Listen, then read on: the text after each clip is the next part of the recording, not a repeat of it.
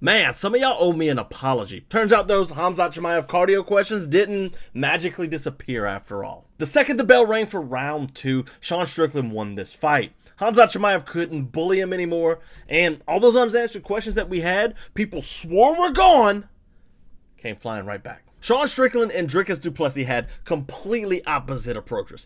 Dricus accepted position, accepted his fate. Sean Strickland made Khamzat work. He didn't just hold position. Every takedown attempt cost Khamzat more and more. Once Khamzat Chimaev stopped looking invincible, the entire fight changed. Because Sean Strickland was never intimidated by Khamzat Chimaev, when he got taken down in the opening seconds, he didn't panic. He wasn't really fighting for his life. No, Sean displayed discipline, he worked his get-ups, and once the fight returned to the feet, he took over. And that's what people ignored before this fight. Khamzat Chimaev looks invincible when he can drown people early, but what happens when somebody survives long enough to drown him late? Now the middleweight division looks completely different, because for the first time in a long time, Khamzat Chimaev looked human, not dangerous, human. The aura that followed him into every fight disappeared the second Sean Strickland refused to break. And the craziest part, none of this should have been surprising. The warning signs have always been there. People just didn't want to see them. So yeah, Sean Strickland and Dricus Du Plessis could not have a different approach to the Khamzat Chimaev question. The question of an unrelenting early pace. How do you survive it? How do you deal with it? Dricus Du Plessis decided to deal with it by saying, hey, I'm going to accept position here and nobody's going to get me up and I'm just going to sit here. And that lost him his title. Instead, Sean Strickland in the first round really kind of changed the dynamic of what a Khamzat Chimaev fight should look like. Now, is everybody going to be able to do this? No. Khamzat Chimaev will still be able to ragdoll most fighters in the UFC. But the ability, the technical ability to get up is on Sean Strickland. It's on whoever Khamzat Chimaev is fighting. Strickland in the first round, 15 seconds go by and he's taken down. 15 seconds is all it took. And it seemed like, oh man, this could go really bad. Up until about a minute after the first takedown, and you're like, Sean Strickland's not doing so bad. You know, he's fighting the hands. He's preventing the choking hand. So, you know, he's like, okay, Khamzat's on my back. What do I do? Just put him on his back, and I'm just going to hold on to his arm, and hopefully he decides to do something different. He dared Chimaev to do something different, and it worked. Chimaev spent the entire round kind of fighting Sean Strickland, picking him up and pulling him away from the fence. Sean Strickland was probably close to 200 pounds on fight night, which means he was picking up a 200-pound man over and over and over and over again. Can you see how that can be exhausting? Especially when you don't have a good gas tank. Like, let's be real. Chimaev, we said it in the lead up to this fight, Chimaev doesn't have a good gas tank. And it showed in this fight. It showed. The questions that we had showed. Sean's get-ups were great. You know, riding against the fence, kind of scraping Chimaev off the fence. And even when Khamzat Chimaev would get on the back between Strickland and the fence, Strickland was okay. He was like, all right, fine, we're here. We're going to work what we need to work. So, yeah, it's weird though, man, because the stand-up portion of the fight's really kind of, that's not what won Sean Strickland the fight. Obviously, what won Strickland the fight was the ability to not drown and not just panic as soon as Khamzat takes him down within 15 seconds. Because that second round rolls around and you're watching Khamzat Chimaev on the bench and you're watching him kind of breathe heavy. And you're like, wait a minute, wait a second here. I see what's happening. I remember Gilbert Burns and Kamaru Usman. I remember those fights. Sean Strickland just did that. And guess what? He has 2 extra rounds on top of Burns and Usman. We in trouble. And the second that bell rang for the second round, and Sean Strickland sprawled on Khamzat Chimaev's ugly takedown attempt, was the moment the fight was won for Sean Strickland. Now, I will give Chimaev credit. He did manage to come back and dogfight his way into this. He is a tough son of a gun. He is a, you know, effective striker. I won't say he's a good striker, but he did a good job of hitting the body of Sean Strickland and making him really, really be miserable in there. So Strickland's jab really did the heavy lifting of this fight. He didn't throw the right hand all that much. It was his jab, and it was his footwork and his position in the ring. He knew exactly where he was most of the fight. There were sometimes he got caught kind of behind the warning track, which if you don't know, the warning track, we call that is that black line that goes around the octagon. That's kind of like in baseball, the warning track. We call that the warning track. The stand-up portion, though, in this fight was all Sean Strickland, for the exception of maybe round 4. Chimaev did a really good job in round 4 of just digging deep and hitting the body, but it was Strickland's jab and him coming over the top of the longer punches of Khamzat Chimaev and really hitting Chimaev, and he managed to bust up Chimaev's face. We know Sean Strickland's nose is broken. We know he always bleeds out of his mouth. Like, that's a Sean Strickland fight for you. Think like Nate Diaz with the cuts.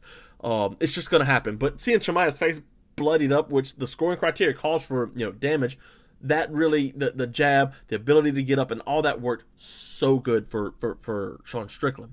Now, Khamzat Chimaev, he's talking about moving to 205. He doesn't want to fight at 185 anymore. Obviously, I don't think Sean Strickland can go to 205. So this era of Sean Strickland is started by Chimaev. It'll probably be Nasruddin Imavov. Now, we're going to talk about that in a second. But the 205 move, is it a good idea for him? Is that a viable move for somebody like Khamzat Chimaev?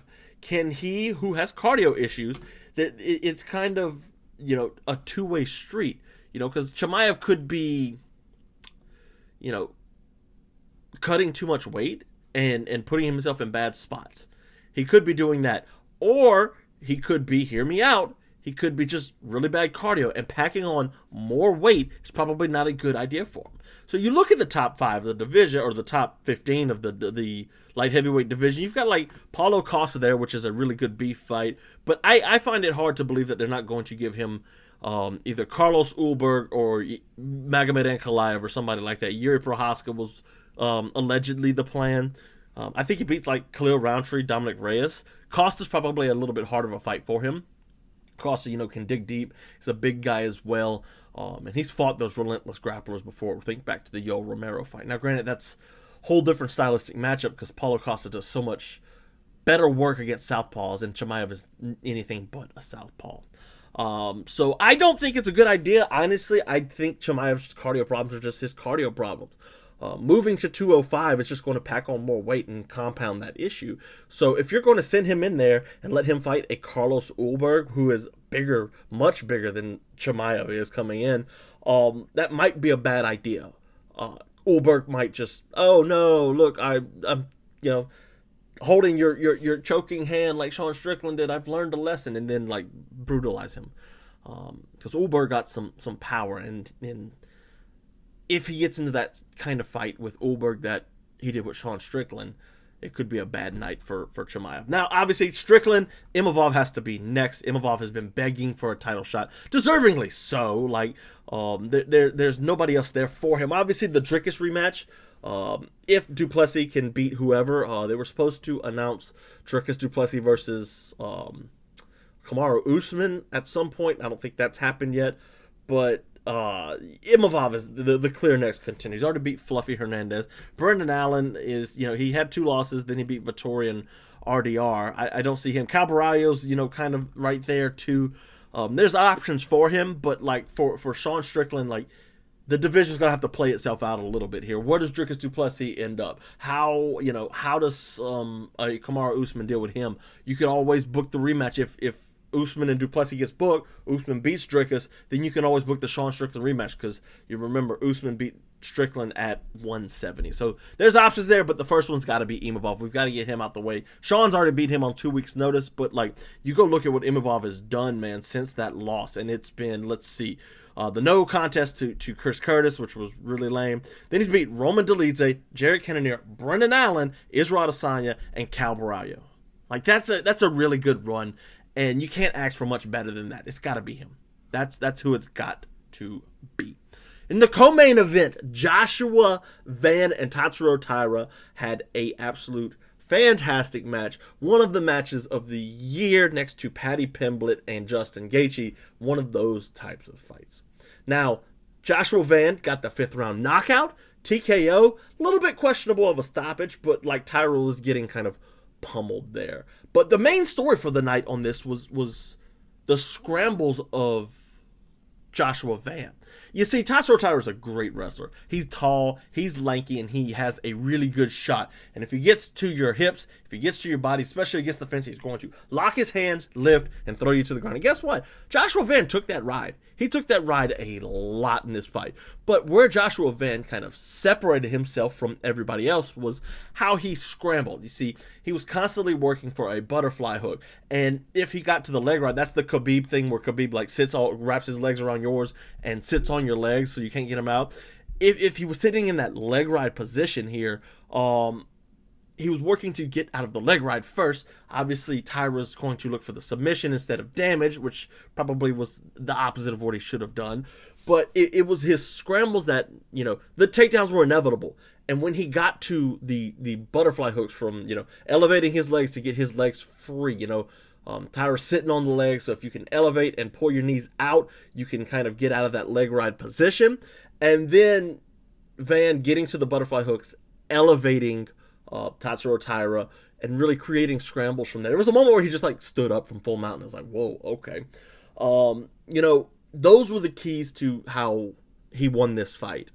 It wasn't the striking, even though the striking was the method in which he won this fight. But if he didn't have the ability to get up, because the takedowns were always inevitable, Tatsuro Taira was always going to get the takedowns. So if he couldn't get up, the fight was over. So the striking would have been nothing, right? If Tatsuro Taira just decides, hey, I'm going to sit in half guard and rain elbows down on you, like, that's the real move. But instead, Van did a good job of sweeping Taira.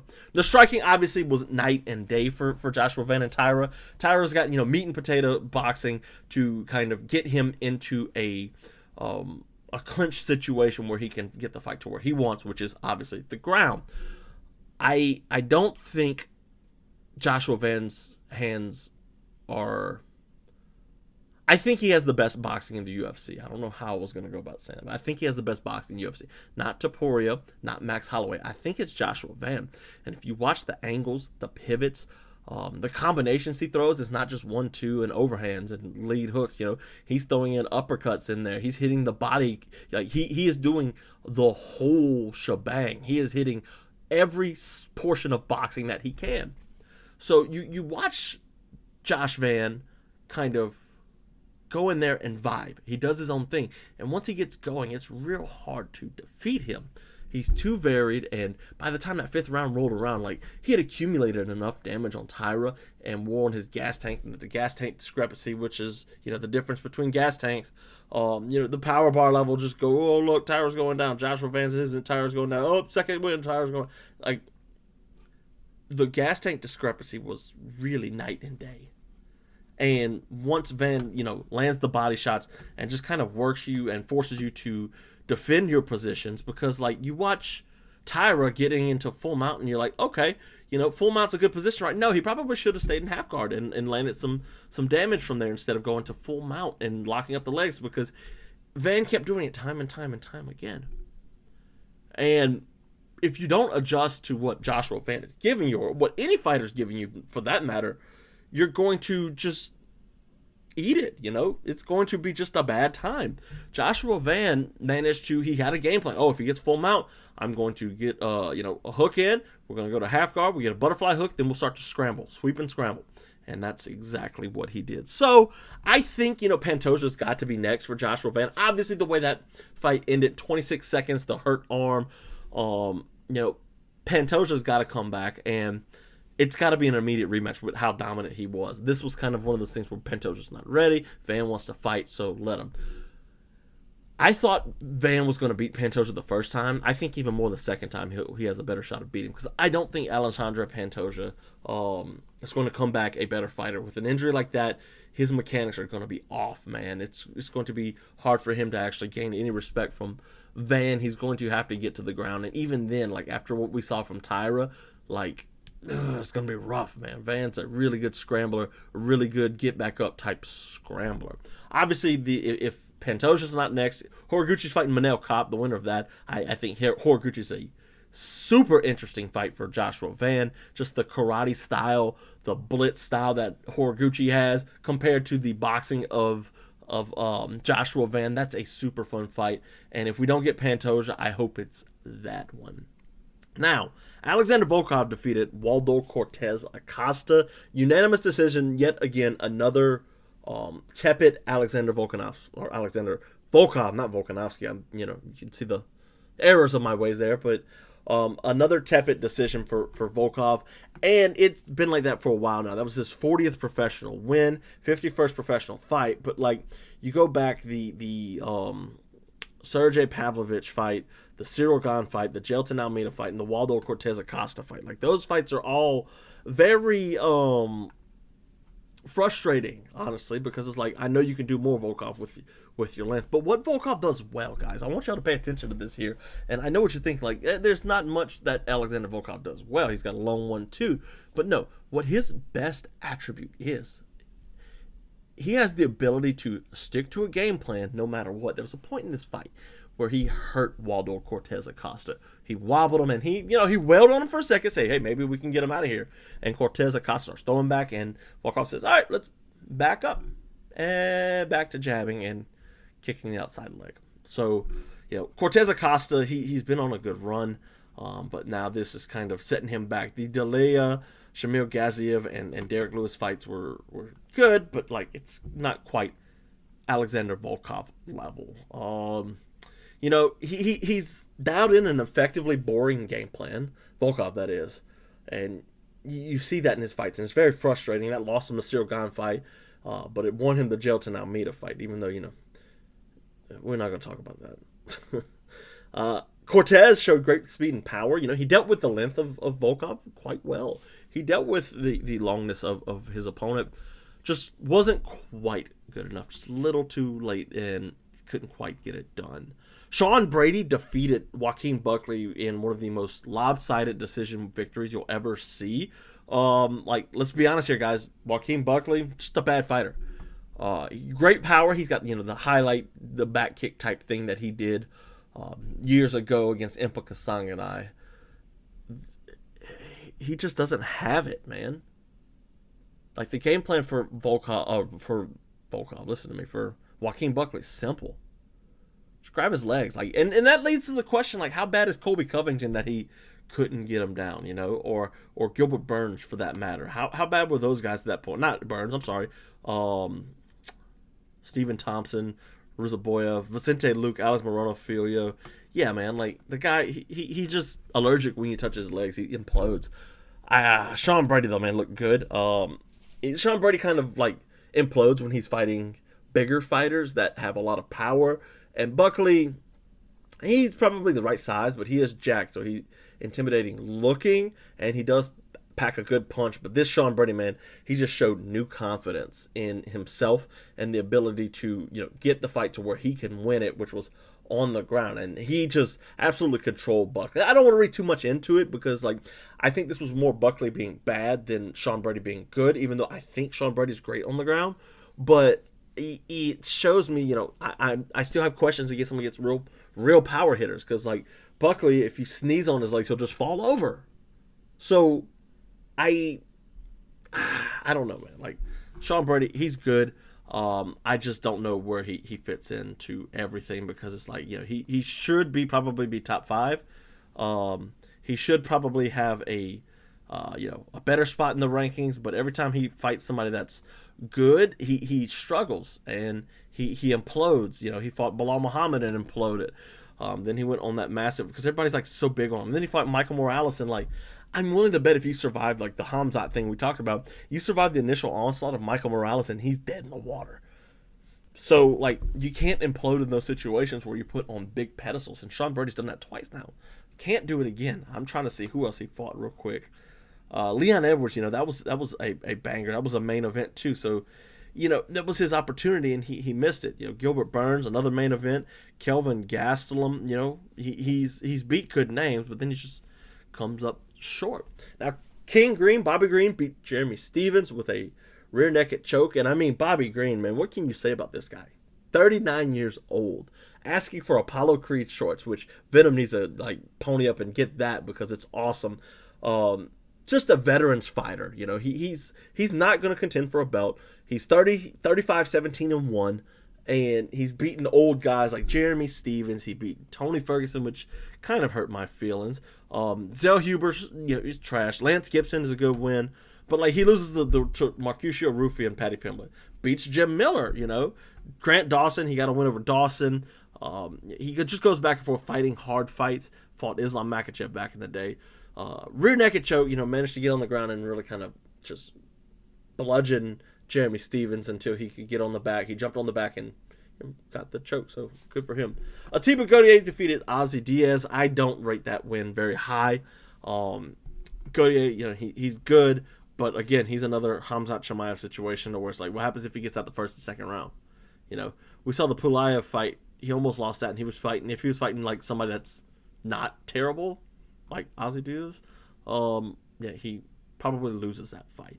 My favorite fight on the card was Yaroslav Amosov versus Joel Alvarez. And I say that it was my favorite fight going in. It ended up being the Joshua Fan fight, obviously. But this fight was a stylistic matchup, striker versus grappler. Joel Alvarez is a very slick striker, very long, probably too small for 170, kind of one of those tweener type guys.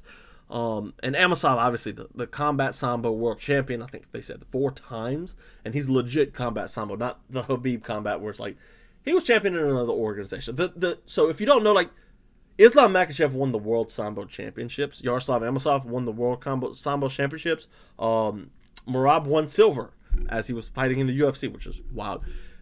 But the Khabib Combat Sambo World Championships is kind of like saying, oh, I'm a world champion, I won a title over in PFL. Like, not quite the same thing.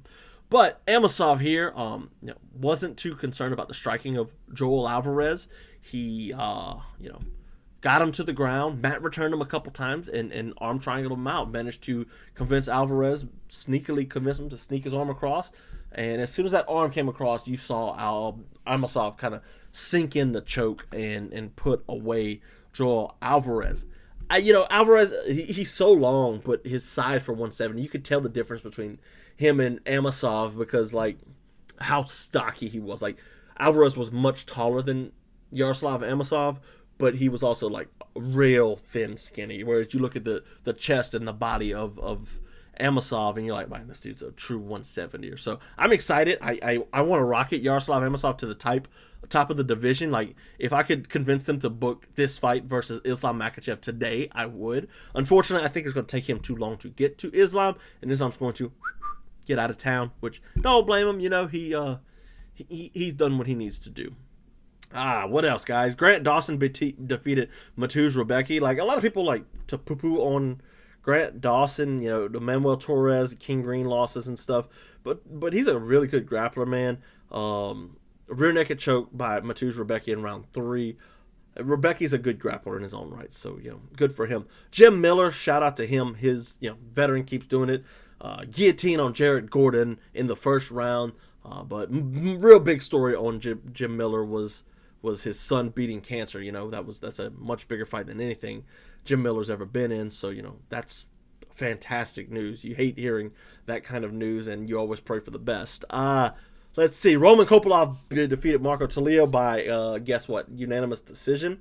That's just what Roman Kopylov does these days. Pat Sabatini walled and stalled William Gomez, which, Sabatini's good, but William Gomez, what can you say about him, right? Bisinger Susakayev, that was Khamzat's buddy. Susakayev beat DeJordan Santos, a layup, let's be real. Rear naked choke in round 3. He looked better this time. I was worried about him going the distance in past fights, but this time he looked a lot better. 12-0, he moved up. And then, obviously, Jose Ochoa defeated Clayton Carpenter to open up the card with a unanimous decision.